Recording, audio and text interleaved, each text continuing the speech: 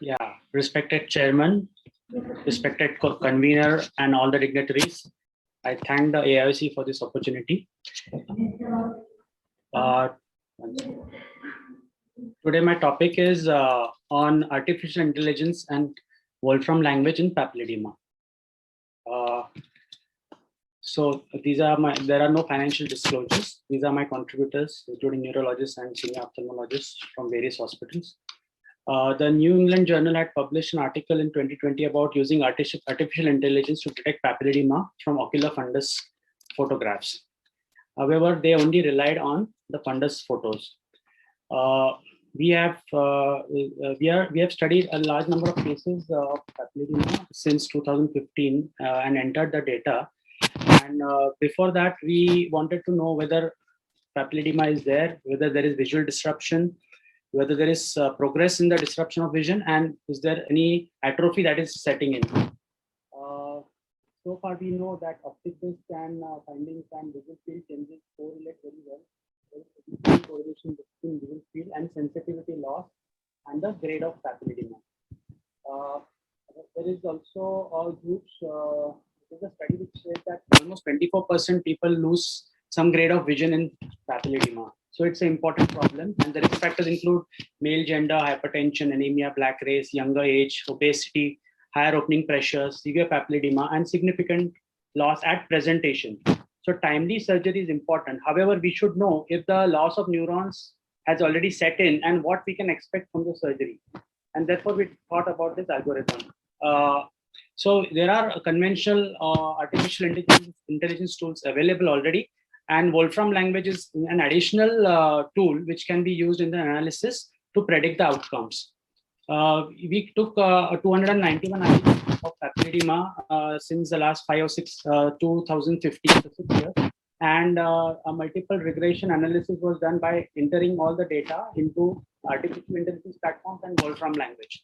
So the data included were like pre-op and post-op pictures, post-surgery. We normally perform the optic nerve fenestration surgery via the transconjunctival approach, and also medical management in case surgery is not done.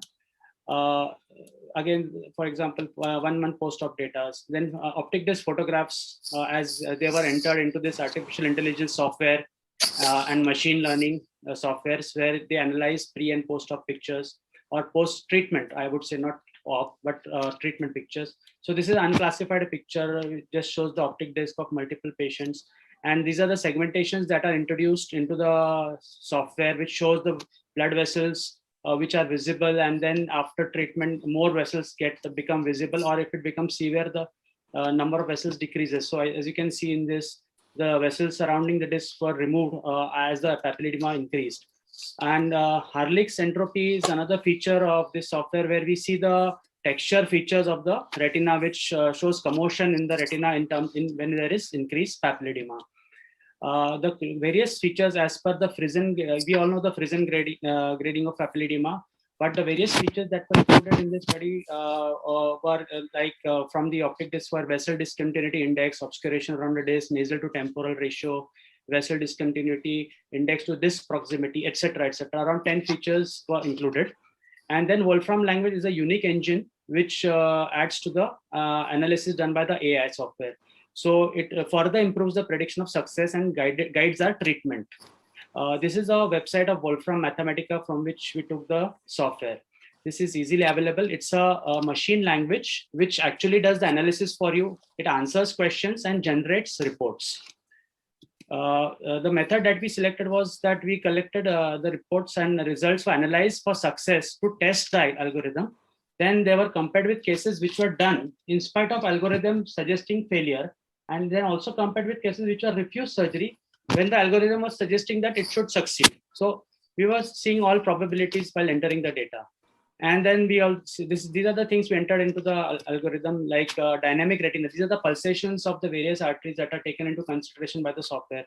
And it tells us, as you all know, then when the pulsations are present, it means the papilledema is either not there or it's resolving. So that those pictures analyzed. Fractal dimensional analysis also done. It is basically the analysis of various quadrants pre and post treatment of the optic disc. And it is also analyzed by the same software. And these are the examples of the pictures that we put into the software. These are also some of the pictures of the OCT where the Brooks membrane shows indentation or projection out when there is increased papilledema. So those kind of pictures were also used.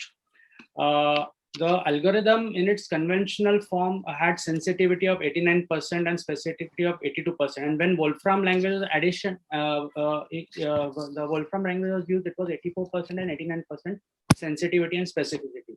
That is what we got from the statistics after entering all these 291 cases or 291 eyes, I would say. It was then combined, we found that the combined accuracy was 90% in predicting the outcome. So when you use both of them together, we get still higher accuracy. This is machine learning has already been used in the past, for example, in diagnosing and treating optic neuropathies and pseudopapilledema. But they were the studies were all limited by what specific diagnosis they were looking at, not as a not in papilledema per se with all different etiologies. So we would suggest that if algorithm allows the surgery, then only we should operate such cases of papilledema. The operations mainly include optic nerve fenestration and VP shunt procedures. And therefore, the algorithm gives a better prediction of outcomes. The algorithm is in the phase of patent and also pre-publication probably. So we are not actually coming out with too much of data right now. And these are the basic references. And thank you for patient listening. I wanted to ask you a little more detail about algorithms. It's saying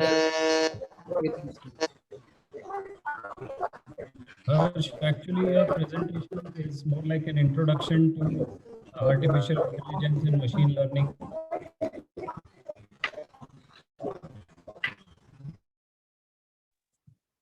Harsh, can you hear me? Sir, requesting you to please unmute yourself. I have muted everyone. Yeah. I'll request everyone who are not who are just attending, please mute yourself. Harsh, can you hear me? Yes, sir. Yes, sir. Yeah, so Yes, your sir. presentation is more like an introduction to artificial intelligence and machine learning in disc edema or papilledema. Yes, sir. Right? Yeah. I must congratulate you on the effort taken to analyze the various features of disc edema or papilledema and which you incorporated into the software. Thank you, sir.